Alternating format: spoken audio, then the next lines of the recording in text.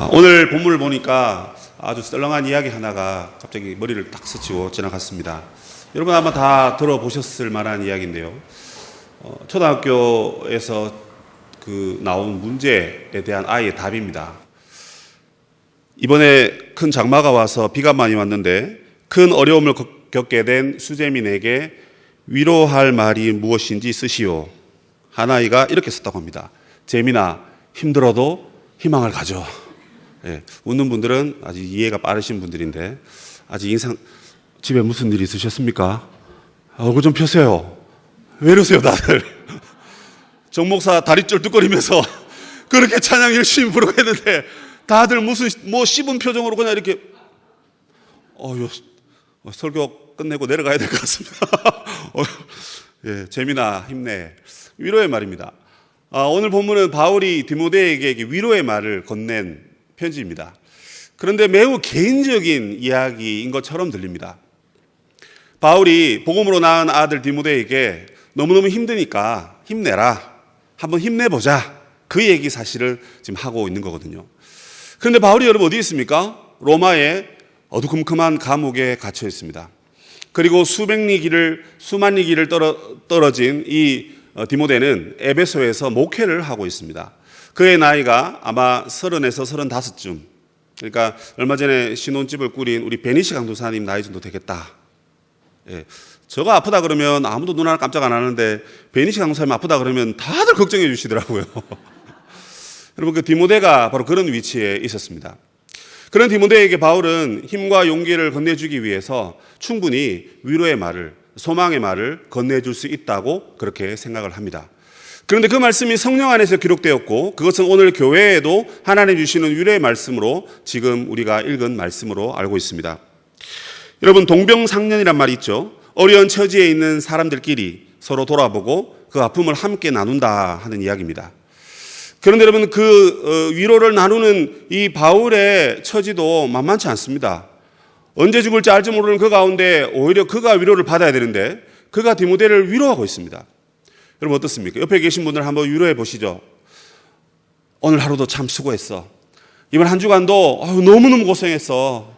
여러분 오늘 폭염 온 거 아시죠? 35도 정말 보니까 얼굴 새카만 분들 땡볕에서 일하시다가 오신 것 같은데 너무너무 수고하셨습니다. 여러분 이렇게 우리가 서로 위로를 주고받는 것 너무 여러분 귀한 것 아닙니까?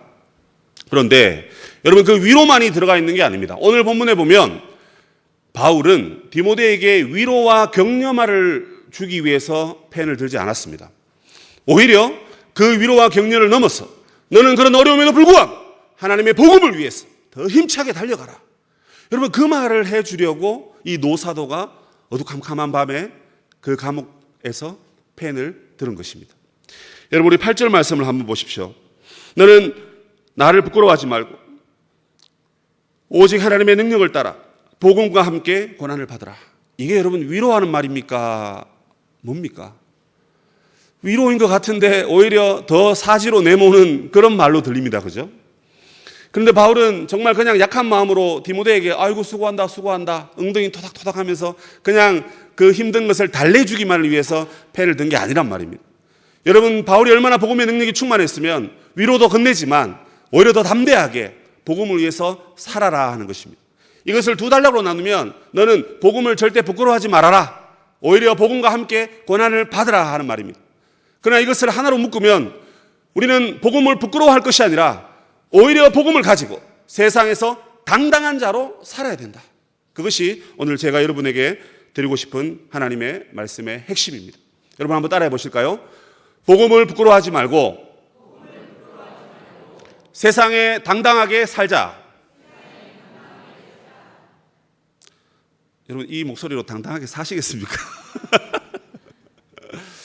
자, 바울이 여러분 그럼 과연 바울이 디모데에게 이 복음이 과연 무엇이길래 아니 도대체 복음이라는 게 무엇이길래 복음 안에 뭐가 들었길래 이렇게 바울이 그냥 위로만 해도 되는데 오히려 더 힘차게 너 나가서 죽을 각오하고 복음과 함께 한번 당당하게 고난을 받고 한번 살아봐.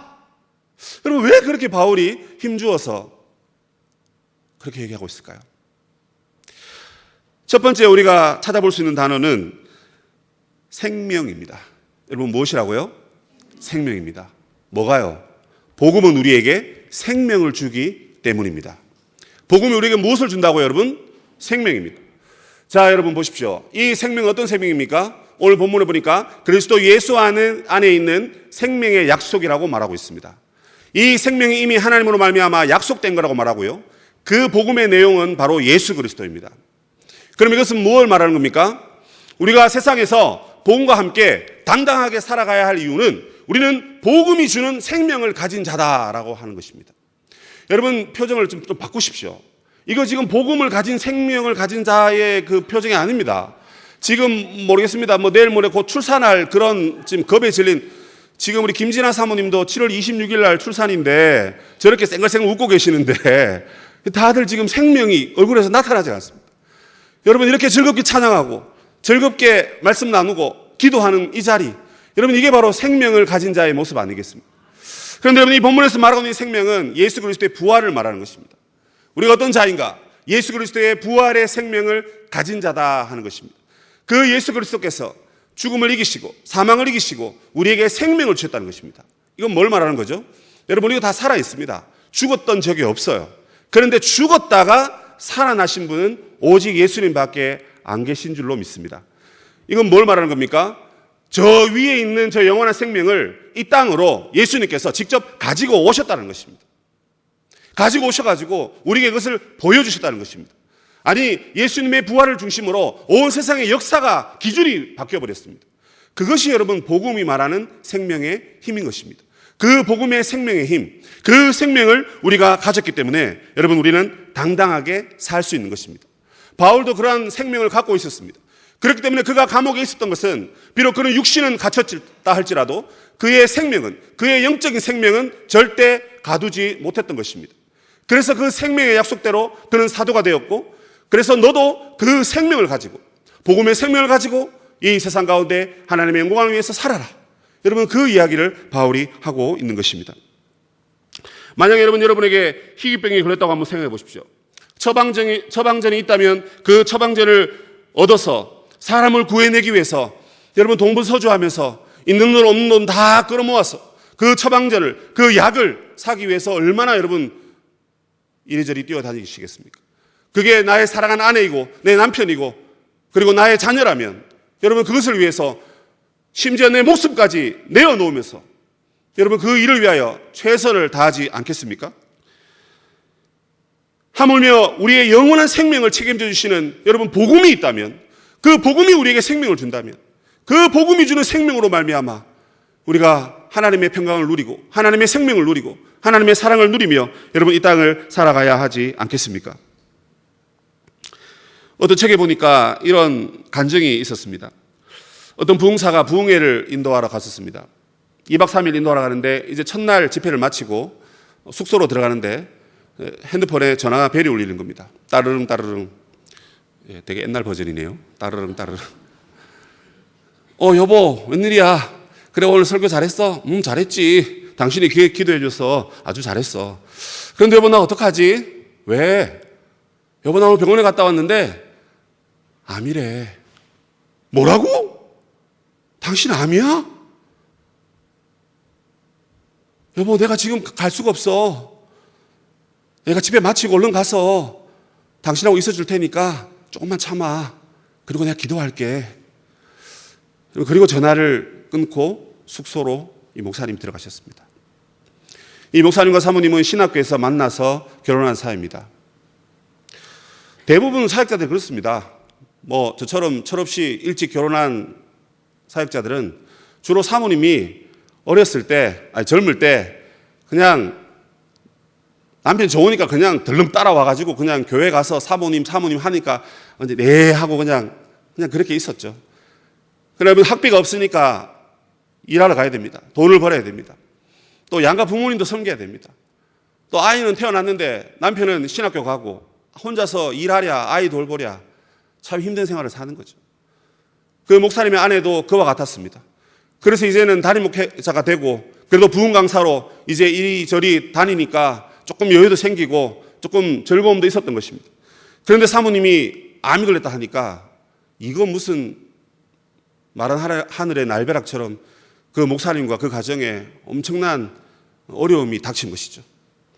그 목사님이 곧바로 기도했다고 합니다. 하나님, 참 감사해야 되는데 감사가 안 나옵니다. 아니, 하나님, 왜 나에게 이런 아픔이 있습니까? 하나님, 우리가 지금까지 복음을 위해서 이렇게 수고하고 그 생명의 복음을 전하기 위해서 우리의 목숨도 아까워하지 않고 이렇게 달려왔는데 왜 이렇게 우리를 힘들게 하셔서, 아프게 하셔서 이렇게 또 고통스럽게 하십니까? 하나님, 참 죽고 싶은 심정입니다. 그렇게 말했다고 합니다. 그런데 그렇게 말할 때 하나님께서 그 목사님을 얼마나 사랑하시는지 곧바로 하나님께서 이렇게 말씀하셨다고 합니다. 너는 네가 이미 죽었다고 해놓고 금세 뭐 또 죽겠다고 그렇게 난리냐? 이게 참 맞는 말이거든요. 우리가 예수님 믿을 때 예수님의 십자가에 나의 정욕과 나의 세상의 모든 관심과 나의 모든 문제와 나의 모든 괴로움을 거기 다 못 박았다 그랬습니다. 그래서 바울이 말했던 것처럼 내가 예수님과 함께 죽고 함께 장사지는 바 되었다가 함께 살아났다라고 여러분 우리가 그렇게 고백했습니다. 아니, 예수님 믿은 지 얼마 안 됐다면 이게 이해 안 될 수 있습니다. 그 말이 말처럼 그렇게 행동으로 안 나타날 수 있습니다. 그런데 여러분, 주의 종입니다. 말씀을 전하는 자입니다. 그가 목숨을 걸고 사람을 살리기 위해서, 생명을 구원하기 위해 하나님의 말씀을 전한 주의 종입니다. 그런 그가 주님과 죽었던 자가 아닙니까? 죽었던 자입니다. 주님과 함께 죽었던 자입니다. 이미 한번 죽음을 경험한 사람입니다. 그런데 뭐 또 죽겠다고? 또 죽겠다고? 야, 일서가, 너 이미 죽었던 자야. 죽음을 경험한 사람이 뭐가 그렇게 두려워서 죽는다 하고 있냐? 살겠다. 여러분, 우리가 십자가에 우리의 모든 정욕과 우리의 모든 아픔들을 여러분 다 못 박아 다 죽였습니다. 그래서 우리에게 남아있는 건 뭡니까, 여러분? 내가 그리스도와 함께 십자가에 못 박혔나니 그런즉 이제는 내가 산 것이 아니요 내 안에 누가 살았다고요? 예수님이 사셨습니다. 부활하신 예수님의 생명으로 살고 있는 겁니다. 그래서 내가 죽은 것이 아니라 내 안에 생명이 있고 영원한 생명이 있고 그 생명이 저와 여러분을 이끌고 붙들고 계신다라는 사실입니다. 그 목사님의 간증은 참으로 저에게도 큰 위로가 되었습니다. 그렇습니다, 여러분. 아픔 없는 사람 없고 슬픔 없는 사람 없고 문제 없는 인생이 없습니다. 왜 교회에 옵니까? 복음을 듣기 위해서 옵니다. 복음을 듣는 이유가 뭡니까? 생명을 확인하기 위해서 옵니다. 디모데야, 네가 한번 생각해봐라. 널 보거나 나를 보거나 복음 전하는 자가 이렇게 힘들고 어렵게 사는 것이 사실이다. 그런데 이거 하나만 기억하자. 우리 이미 십자가에서 죽음을 경험한 사람 아니냐? 누가 나를 죽이겠다고 칼을 들고 따라오거든 목을 들이대거라. 그리고 나를 죽여라고 그렇게 외쳐라. 내 안에 주님이 사시기에 나는 죽어도 살겠고 살아서 주님을 믿었기 때문에 영원히 살 것을 내가 믿고 너도 믿고 있다.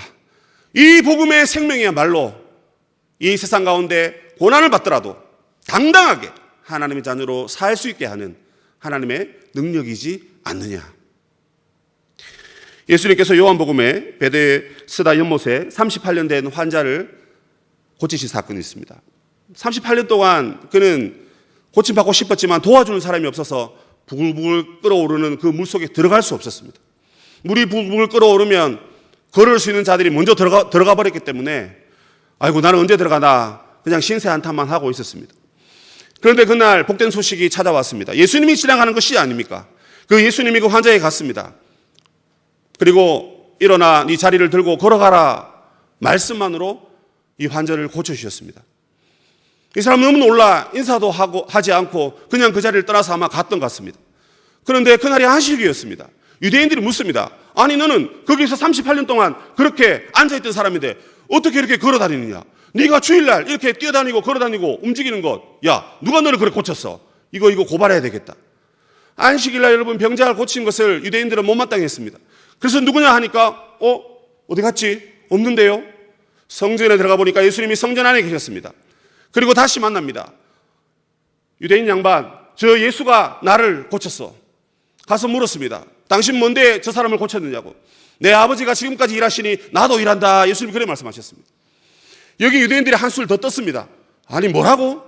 너가 지금 안식일에 사람을 고친 것도 잘못된 것이거늘 어찌 하나님을 너의 아버지라고 말하느냐? 이 나쁜 놈. 그리고는 예수님을 죽이려고까지 했다라고 요한복음 5장에 기록되어 있습니다. 여러분 예수님이 하신 행동이 무엇입니까? 예수님의 하신 행동은 복음을 나타내신 것입니다. 그 복음은 생명을 여러분 보여주는 것입니다.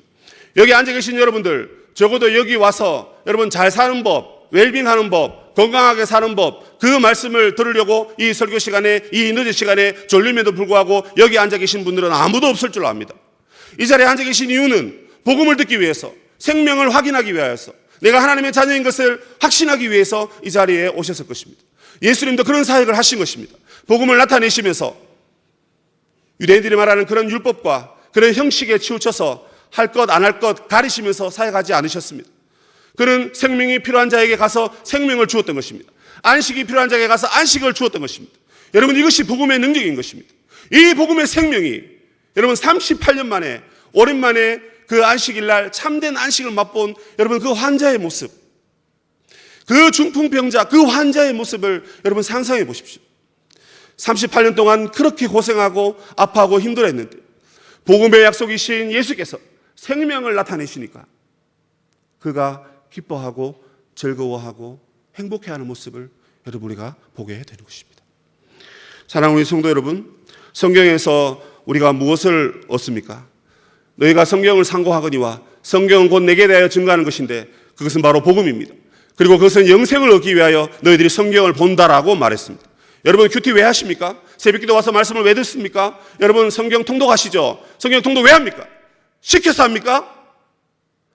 생명을, 영생을 누리기 위해서 말씀을 읽으시고 들으시고 암송하시길 바랍니다. 여러분 이것이 이 세상 가운데 복음의 능력으로 당당하게 살아갈 수 있는 우리의 이유이자 사명인 것입니다. 사랑하는 우리 성도 여러분, 우리가 고난을 받아도 죽어도 이 영원한 생명은 아무도 빼앗아 가지 못합니다. 그 생명은 하나님이 여러분에게 주셨습니다. 여러분 그것을 알고 있고 믿고 있고 붙들고 있습니다. 문제는 그 영생보다, 그 생명보다 나의 문제가 더 크기 때문에, 나의 아픔이 더 크게 느껴지기 때문에 그 영생을, 생명을 누리지 못하고 있는 것입니다. 우리 성도 여러분, 복음이 주는 이 영원한 생명, 이 영원한 생명을 늘 붙드시기를 바랍니다. 그 생명만 붙들면 세상에서 뭐라고 말한들, 어떤 고난이 온다 한들 여러분 죽음을 두려워하지 않는데 우리가 여러분 뭐가 겁이 나겠습니까? 그 영원한 생명이야말로 복음에 합당한 자로 당당하게 이 세상을 살게 하는 하나님의 힘인 줄로 믿으시길 바랍니다. 두 번째로 이 복음이 여러분 세상에서 우리에게 당당하게 살아갈 이유, 두 번째는 뭐냐? 두 번째는 이 복음이 우리에게 믿음을 주기 때문에 그렇습니다. 무엇을 준다고요, 여러분? 성경에 보면 거짓이 없는 믿음이다 그렇게 말합니다. 인구 절벽 시대가 왔다 그런 얘기 합니다. OECD 국가 중에 1.3명 미만의 아이들이 탄생하는 나라가 11개 나라 정도 되는데 그중에 대한민국은 15년째 1.3명, 정확한지 모르겠지만 어쨌든 그 숫자를 벗어나지 못하고 있다고 합니다. 그래서 인구가 너무 없어서 너무너무 힘들다. 지금 SFC 대학생 대회가 천안에서 열리고 있는데 과거 15년 전에 제가 참여했을 때 제가 정확한 집계를 기억합니다. 그때 우리 집사람도 만나고 했기 때문에 다 기억합니다. 1,700명 모였습니다. 지금 900명이 조금 안 되는 숫자가 모였고 오늘 우리 김동춘 목사님께서 지금 아마 설교하고 있는 걸로 알고 있습니다. 인구가 너무 많이 줄어버렸습니다. 그래서 우리 국가 경쟁력이 약해졌다, 또는 나중에 연금 문제가 발생한다, 그리고 또 기타 등등 국가 뭡니까 부채를 갚지 못한다, 생산 인구가 없다 보니까 난리가 났다는 것입니다. 그리고 그 뉴스를 보고 저는 모르겠습니다. 목회자라서 그런 것 같아요. 그거 중요하지 않다. 물론 그 중요하지만 더 큰 중요한 문제는 뭐냐면 신앙 인구가 그야말로 절벽 상태다 하는 것입니다. 무슨 말입니까? 기도하는 사람이 없고 사역하는 사람이 없고 하나님 나라 위하여서 일하는 사람이 없다라는 것입니다. 이 인구 절벽이라는 게 뭐냐면 그 기존 일 안 하는 사람 대비 일할 사람의 숫자가 너무 적다 그 얘기거든요. 하나님 나라도 여러분 일하는 사람이 있어야 됩니다. 그렇지 않습니까? 기도하는 사람이 있어야 되고요. 땀 흘리는 사람이 있어야 됩니다. 그런데 없습니다. 다 대접받기를 원하지 땀 흘리고 힘들게 봉사하고 수고하는 사람이 여러분 없는 것입니다. 여름 성경학교 다가오고 수련회만 되면 내가 가서 도울게요. 내가 가서 도울게요. 못 가면 내가 헌금이라도 할게요. 돼야 되는데 관심 없습니다.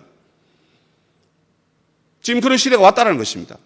통합 측 9,000개가 조금 안 되는 교회에 여러분 유치부, 유아부가 없는 교회가 거의 87%입니다. 이거는 재앙입니다. 유아부, 유치부가 없답니다. 고신도 거의 비슷합니다. 유아, 유치부가 없답니다. 아이고, 우리 교회는 애들 많은데 우리 교회만 많지. 여러분, 없습니다. 신앙 이거 너무 줄었다는 것이죠. 그럼 왜 이렇게 되었냐? 여러 가지 요인이 있겠지만 뭐 정확하게 말하고자 하면 이거죠. 신앙의 전수를 우리가 못했습니다. 거기는 우리 목회자들의 잘못도 있을 것입니다. 또 우리 부모들의 잘못도 있습니다. 내 신앙은 챙기는데 내 자녀들의 신앙을 내가 못 챙긴 겁니다. 그러다 보니까 자연스럽게 안 되는 겁니다. 그런데 오늘 본문에 보면 디모데는 좀 신기하게 3대째 신앙을 이어받았습니다. 그런데 여러분, 이게 3대째 일을 받았는데, 야, 그럼 우리도 3대째 하자. 뭐 목표를 세우고 하면 좋겠죠. 참 좋은데 이것도 사실은 여러분 쉬운 게 아닙니다. 그냥 성경에 기록됐으니까 어머나 외할머니를 통해서 어머니에게, 그리고 어머니를 통해서 아들에게 갔구나. 아이고 아이고 좋겠다. 그냥 그러고 넘어갑니다. 여러분, 그러나 구약을 한번 떠올려 보십시오. 출애굽을 하고 난 다음에 출애굽 1세대들이 광야에서 다 죽었습니다. 출애굽 2세대들이 사사기 1장 2장에 가보면 가나안 땅에 들어가서 정복해야 되는데 잘 못했습니다. 그러다 거기서 그냥 죽었습니다. 그 자녀들이 그 다음 세대가 일어났는데 정확하게 2장에 뭐라고 말합니까? 여호와를 알지 못하는 세대가 일어났다. 그렇게 얘기합니다. 요수아와 그 시대의 모든 장로들이 다 죽은 다음 하나님의 역사를 경험하지 못하는 세대가 일어났다는 것입니다. 그 세대는 큰 단점이 있습니다. 하나님의 역사를 광야에서 못 봤습니다. 거기 들어가서 태어났거나 또는 광야에서 일찍 태어난 사람들이 있었을 것입니다. 하나님의 역사를 보지 못한 것이에요. 왜 보지 못했습니까? 부모로부터 이어받은 게 없는 겁니다. 그러니까 여러분 3대 만에 신앙을 잃어버린 겁니다. 3대 만에 여러분 신앙을 얻어도 모자랄 판인데 3대 만에 신앙을 잃어버린 것입니다. 그런데 디모데는 여러분 3대째 신앙을 이어받았다? 이건 여러분 하나님의 특별한 은혜입니다. 알렉산더 대왕이 헬레니즘 문화를 일으키고 난 다음에 그의 정체가 뭐냐면 문화와 민족을 통일하는 것입니다. 이게 과거의 왕들의 전략이었습니다. 자기 나라의 민족성을 과시하기 위해서 혼혈 정책을 섞어버립니다. 그래서 결혼시켜버리고 아이들을 그냥 혼혈 아이를 낳게 해서 자기 나라 백성들을 계속 생산해내는 그런 정책을 펼칩니다. 그러다 보니까 이게 디모데의 부모도 아버지는 헬라인이고 어머니는 유대인입니다. 그래서 그렇게 만났던 것입니다. 이게 여러분 장점들이 있습니다. 외국어를 빨리 배우고 문화를 빨리 습득해서 글로벌 시대에 여러 가지 활동을 할 수 있다. 장점이 있습니다. 그런데 문제는 뭡니까? 신앙을 이어받기는 오히려 더 힘듭니다. 만약 여러분이 돈이 많고 환경이 되어서 자녀들을 여러분 미국이나 저 캐나다나 유럽에 어학연수를 보냈다가 아예 그냥 조기 유학을 보낸다 한번 생각해 보십시오. 다 잘 되리라는 보장이 절대 없습니다. 영어는 외치고 실력은 갖출 줄 모르지만 신앙에 있어서만큼은 거의 실패할 확률이 매우 높습니다. 조기 유학했던 그 모든 세대들이 이미 그것을 우리에게 보여주고 있지 않습니까? 그러면 여러분 이 혼혈 가정은 사실은 디모데에게 3대째 신앙을 이어받는 것이 불가능하다 또는 어렵다라는 환경에서 그가 신앙을 이어받았다 하는 것입니다. 그런데 그 믿음이 여러분 정확한 믿음입니다. 무슨 믿음입니까? 거짓이 없는 믿음이라는 것입니다. 한마디로 번역하면 위선적이지 않는 믿음이다 그 얘기입니다. 이 시대에는 여러분 누가 위선적이었습니까? 바리새인들이 위선적이었습니다. 매우 위선적이었습니다. 겉으로는 손을 들고 기도하고 말씀을 막 외웁니다. 그러나 속에는 하나님을 사랑하는 마음도 없고 이웃을 섬기는 마음도 전혀 없었습니다. 직분을 주니까 직분을 섬기는 척 하는데 속에서는 이걸 왜 나한테 시켜? 그런 말로 늘 불평불만을 하는 그런 사람들이 바리새인입니다. 그런데 여러분 디모데는 그런 가식적인 믿음이 전혀 없었다는 것입니다. 정확한 하나님의 말씀을 따른 그 믿음을 갖고 있었다는 것입니다. 비록 그 가정은 엄마 아빠의 출신 성분이 달랐지만 그는 하나님의 은혜로 복음을 알았기에 그 복음이 그 가정을 찾아갔고 복음이 그 가정을 붙들고 있었고 복음이 디모데에게까지 연결되었다 하는 것입니다. 그 믿음을 여러분 그 복음이 주는 그 믿음을 디모데가 가지고 있었기 때문에 그는 비록 어려운 사회 환경 속에서도 당당하게 하나님의 말씀을 전할 수 있었던 것입니다. 히브리서 11장에 가보면 믿음의 사람들의 얘기가 쭉 나오죠. 그걸 여러분 어떤 각도로 읽어야 될까 여러 가지 생각이 있습니다. 그런데 저는 오늘 이 말씀을 쭉 다시 쭉 읽어보면서 이런 생각이 들었습니다. 아니 왜 이 히브리서 11장에 죽은 사람들 이야기가 이렇게 쭉 기록되어 있어?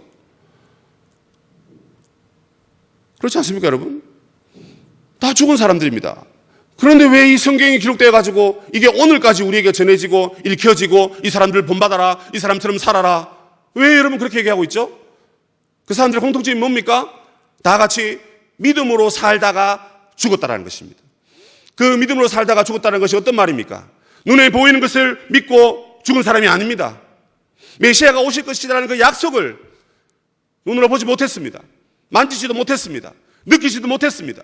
그러나 하나님의 말씀을 믿고 보이지 않는 가운데 믿고, 그리고 여러분 그 믿음으로 죽었는데 약속은 비록 못 받지만 그들은 다 천국에 갔고 하나님의 영광을 나타내는 그런 여러분 믿음의 산 증인이 되었다라는 그 얘기입니다. 여러분 그 사람은 이 믿음의 장에 나오는 그 사람들뿐만 아닙니다. 아브라함도 그런 사람입니다. 바랄 수 없는 중에 믿었다 했습니다. 여러분 도저히 가망이 없는데 믿었다는 것입니다. 그리고 자기가 이제 생산할 수 없는 그런 나이가 되었고, 그리고 자기 안에 살아도 더 이상 잉태할 수 없는 그런 몸이 되었습니다. 아이를 가질 수 없습니다. 그런데도 그가 믿었다라고 얘기하고 있습니다. 오히려 믿음이 식어지지 않았다고 얘기합니다. 더 믿음이 강해져서 하나님이 이루실 것을 믿었다는 것입니다. 하나님의 나라가 자기 몸에서 태어날 이삭을 통해서 이 땅 가운데 세워질 것을 믿고 죽었다 하는 것입니다. 여러분 복음이 바로 그 믿음을 우리에게 주는 것입니다. 복음을 들으면 우리 안에 믿음이 여러분 생기는 것입니다. 복음을 들었는데 이게 무슨 말인지 믿음이 생기지도 않고 믿음이 뭔지 그게 여러분 느끼지 않는다면 세상에서 어떻게 우리가 당당하게 여러분 살 수 있겠습니까? 여러분의 믿음을 한번 점검해 보십시오. 믿음이 꼭 있어야 됩니다. 믿음이 있어야만 하나님을 기쁘시게 할 수 있지 않습니까? 믿음이 있어야만 하나님 앞에 영광을 나타낼 수 있지 않습니까? 그리고 믿음이 있어야만 복음을 부끄러워하지 않고 복음과 함께 고난받는 삶을 살 수 있지 않습니까? 사랑하는 우리 성도 여러분, 복음은 우리에게 믿음을 더해줍니다. 그 믿음을 여러분 잘 가꾸십시오. 여러분 믿음을 잘 가꾸셔야 됩니다. 그리고 그 거짓이 없는 믿음을 여러분의 후대에 물려주셔야 됩니다. 물려주셔야 됩니다. 그래야만 이 땅에 하나님의 나라를 우리는 바르게 세울 수 있는 것입니다. 세 번째로 여러분 우리는 이 세상에서 어떻게 하면 당당하게 살 수 있습니까? 간단히 말씀드리면 그것은 바로 복음이 주는 은사를 가지면 그렇게 살 수 있습니다. 뭐라고요, 여러분? 복음이 주는 은사입니다. 여기서 말하는 은사는 성령의 은사입니다. 바울은 디모데에게 이렇게 말합니다. 너가 목회자로 안수받을 때 그때 하나님 주신 은사를 한번 떠올려봐라. 생각해봐라. 그 얘기를 계속합니다. 너가 저게 힘들지, 어렵지. 그런데 너가 옛날에 하나님의 능력을 받았을 때를 한번 생각해봐. 디모데전서 4장에 보면 이 디모데가 받았던 은사가 뭐냐면 예언의 은사였습니다. 아무래도 목회자이다 보니까 하나님의 말씀을 증거하는 그 말씀의 은사를 받았던 것 같습니다. 그 예언의 은사를 받고 그 은사를 갖고 네가 사역했는데 사역 잘했지 않냐? 근데 지금 상황이 안 좋고 너의 몸도 안 좋고 너의 마음도 참 근심 가운데 있고 나도 가서 도와줄 수도 없고, 그러나 너는 나 뒤를 이어서 복음을 전해야 되는데 네가 그때 받았던 그 하나님의 은사, 성령의 은사를 다시금 일으켜 보아라는 것입니다. 다시금 일으켜 보라는 건 뭡니까? 내가 처음에 예수 믿었을 때 첫사랑을 다시금 끄집어내 보라는 것입니다. 첫사랑을 끄집어내어서 내가 하나님의 자녀인 것을, 내가 성령의 은사를 받았다는 것을, 성령의 능력을 내가 받았다는 것을 다시금 되짚어 보라는 것입니다. 그 하나님의 은사를 계속 불타오르게 해라. 다른 거 찾지 마라. 뭐 이것저것 찾고 프로그램 찾고 사람 찾고 그러지 말고 너가 하나님 앞에 기도하면서 하나님이 너에게 주신 그 하나님의 은사를 찾아라. 하나님이 우리에게 주신 마음은 두려워하는 마음이 아니다. 하나님 우리에게 능력을 주셨고 사랑을 주셨고 근신하는 마음을 주셨다. 여러분 성령의 은사를 받으면 하나님의 능력이 나타날 줄로 믿습니다. 내가 복음을 부끄러워하지 아니하노니 이 복음은 모든 믿는 자에게 하나님의 구원의 능력이라고 우리에게 말씀해 주셨습니다. 여러분 주의 일을 하는데 성령 없이 일하는 사람들이 너무 많습니다. 일 조금 하다가 힘들면 그냥 가버립니다. 싸웁니다. 그리고 자기의 주도권을 차지하기 위해서 이 사람 저 사람 흠집내고 몰아내고 그리고 자기의 기득권을 형성하는 그런 이상한 형태를 하는 사람들이 많이 있습니다. 그 사람들은 여러분 성령의 능력을 받지 않는 자들입니다. 하나님의 능력을 받은 자는 포용하고 용서하고 함께하고 함께 눈물 흘리고 그 사람의 필요를 위해서 나의 물질과 나의 시간과 나의 모든 것도 들여서 함께 가는 자가 여러분 하나님의 능력을 받은 자인 것입니다. 하나님의 능력을 여러분 받아야 됩니다. 여러분 만약에 목사가 하나님의 능력을 안 받다 치십시오. 그러면 자기가 알고 있는 말씀 가지고 전부 다 성도들 왜 그렇게 사십니까? 그렇게 사시면 안 됩니다. 전부 다 이간질하고 욕하고 아이고 저 집사는 저 권사님은 저 장로님은 저렇게 살면 안 돼. 그리고 아마 욕하고 다닐 것입니다. 알면 알수록 사람들의 흠집이 많이 보이기 때문에 그렇습니다. 이것은 목사뿐만 아닙니다. 하나님 믿는 자들이 하나님의 능력으로 하나님의 성령의 능력으로 여러분 충전되지 않으면 하나님의 일을 할 수가 없습니다. 하나님의 일을 사람이 어떻게 여러분 가능할 수가 있겠습니까? 제가 운동선수가 아닌데 여러분 어떻게 제가 운동선수로 나가서 축구 차고 할 수 있겠습니까? 운동을 하려면 여러분 운동의 근육을 길러야 되지 않습니까? 하나님의 일을 하려면 하나님의 근육을 길러야 되는데 그것은 하나님의 능력이요 성령의 능력을 받는 것입니다. 성령의 능력을 달라고 여러분 기도하셔야 됩니다. 그게 여러분 바울이 디모데에게 주는 권면이자 도전의 말씀인 것입니다. 뿐만 아니라 여러분 성령의 능력을 받으면 여러분 사랑을 회복하게 됩니다. 뭡니까? 여러분 우리가 하는 일이 정말 좋아야 됩니다. 제가 목회하는 이유는 부족하지만 목회가 좋아서 하는 겁니다. 여러분 목회가 즐거우니까 행복하니까 물론 아픔도 있지만 이 사람을 섬기고 말씀을 전하고 사람을 세워가는 것이 너무너무 좋으니까 그래서 여러분 하는 것입니다. 여러분 우리가 성령의 은사를 받으면 이 사랑이 회복되는 것입니다.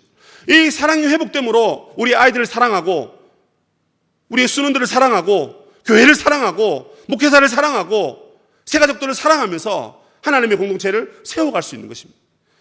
여러분 이 하나님의 은사를 받지 않으면 사랑이 안 생깁니다. 나한테 칭찬해 준 사람만 사랑하게 되고요. 나에게 물질을 갖다 주는 사람만 사랑하게 되고요. 나에게 좋은 이야기 해주고 나에게 필요한 걸 갖다 주면 그 사람만 예뻐 보이는 것입니다. 그러나 성령의 은사를 받으면 우리 안에 예수 그리스도의 사랑이 솟아나는 것입니다. 그 사랑으로 여러분 사역하고 일하는 것이지 성령의 은사가 아니면 사랑을 할 수가 없는 것입니다. 그리고 여러분 성령은 우리로 하여금 근신하게 한다라는 것입니다. 이건 뭘 말하는 겁니까? 자기를 통제하고 자기를 절제하고 자기를 제어하는 것입니다. 하나님 일을 하려면 24시간도 모자란데 자기 일을 하면서 자기 것 챙기면서 언제 우리가 하나님 일을 합니까?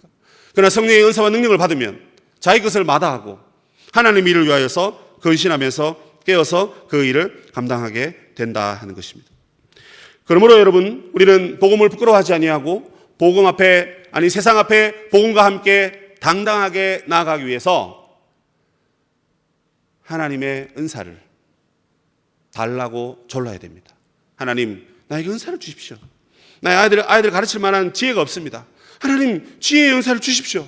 아이들을 사랑해야 되는데 사랑하는 마음이 전혀 없습니다. 하나님 사랑할 수 있는 은사를 주십시오.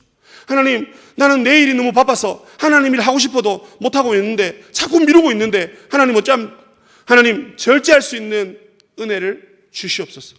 여러분 그렇게 기도하고 그렇게 하나님 앞에 능력 얻어서 세상 앞에 여러분 당당한 복음의 사역자로 저와 여러분이 살아가야 하지 않겠습니까? 여러분 자기가 은사 없으면요 은사 있는 사람에게 여러분 그 자리를 물려주십시오. 그리고 뒤에서 그냥 기도해 주십시오. 후원해 주십시오. 그리고 제발 칭찬해 주시고 위로해 주시고 여러분 격려해 주시기 바랍니다. 능력 없는 사람이 사랑 없는 사람이 자격 없는 사람이 그냥 그 자리에서 자리만 버티고 있으면 너도 죽고 나도 죽는 겁니다. 오늘 말씀을 정리하면서 이 복음과 함께 고난을 받는 게 뭘까 한번 생각해 보았습니다. 여러분 복음과 함께 고난을 받아라. 제가 풀어서 설명하니까 그냥 어떤 어려움 속에서도 당당하게 살아가라. 끝까지 인내해라. 견뎌라. 뭐 그렇게 그냥 이야기할 수 있겠더라고요. 근데 딱 보니까 하나님이 제 마음에 어떤 마음을 딱 주시냐면 이 복음과 함께 고난받는 것은 마치 그 육아의 고통과 같다. 그런 생각을 한번 해보았습니다. 여러분 여성들이 임신할 때 행복지수가 보통보다 한 2-3배로 올라간다고 합니다. 근데 출산과 더불어 소방사님 잘 들어보세요.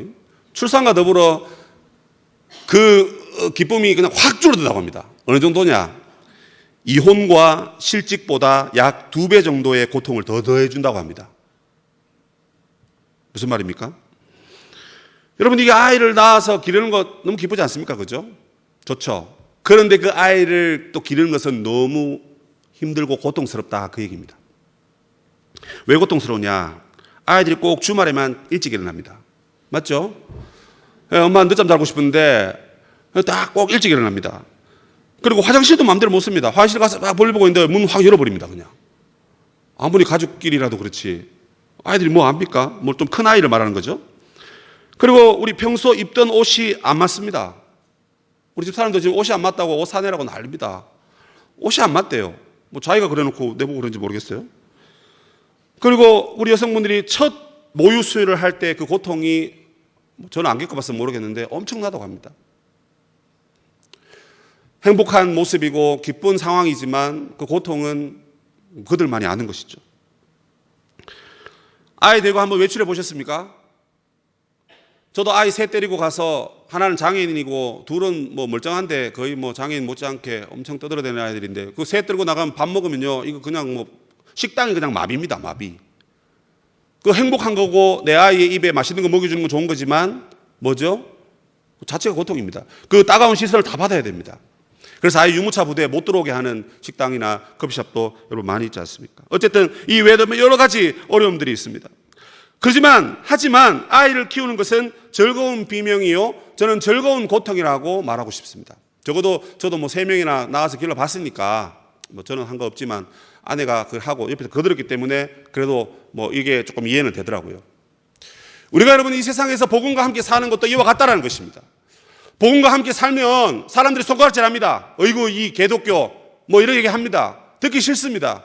또 뭐 이름 나오면 뭐 매스컴에 뜨면 그냥 우리를 공격합니다. 너무너무 싫어요. 하지만 우리는 압니다.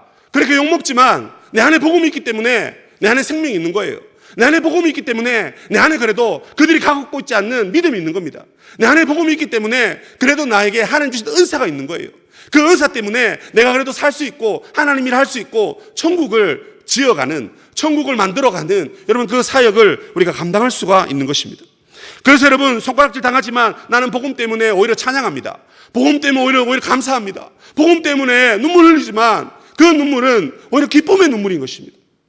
여러분 이것이 천국 가서 기쁠 것이다, 그거 아닙니다. 이 땅에 눈물을 흘리지만 이 땅에서 우리는 하나님의 은혜와 복을 누리게 되는 것입니다. 여러분 이 복음을 위해서 우리가 힘차게 나아가야 되지 않겠습니까? 그래서 바울이 이렇게 얘기합니다. 환난 중에 우리는 오히려 즐거워한다. 왜? 환난은 인내는 연단은 소망을 이루는 줄 알미니라. 여러분 복음과 함께 고난을 받으면 우리의 삶 가운데 하나님의 소망이 여러분 이루어지는 것입니다. 그것이 여러분 오늘 우리가 살아내야 될 이 땅의 삶이고 이 땅에서 하나님의 영광을 위해서 나아가야 할 저와 여러분의 사명인 줄로 믿습니다. 특별히 여러분 지금 4주 동안 우리 여름 성경학교를 위해서 기도하자 이 자리에도 많이 와주셨고 또 각자의 자리에서도 열심히 기도하고 있는 줄 압니다. 여러분 앞으로 5년 10년 과연 우리 시민교회 아이들이 많을까 적을까, 저는 지금 선택 그리고 지금의 기도, 지금의 우리의 복음을 향한 열정에 달려있다고 확신합니다. 여러분 저는 그때 이 자리에 없을 수도 있지만 여러분 혹시 5년 후 10년 후에 만약 이 자리에 계시다면 여러분 5년 전에 기도했던 그 기도 때문에 이 아이들이 그래도 이 교회에 있고 그래도 우리 교회가 복음과 함께 고난을 받기를 기뻐하였기 때문에 서울시민교회는 주일학교가 넘쳐나고 하나님의 백성들이 언제나 복음과 함께 고난받으면서 사명을 감당하고 있구나, 여러분 그렇게 감사하시면서 하나님께 영광 돌려드리는 우리 서울시민교회가 되시기를 주님의 이름으로 부탁드립니다. 아멘.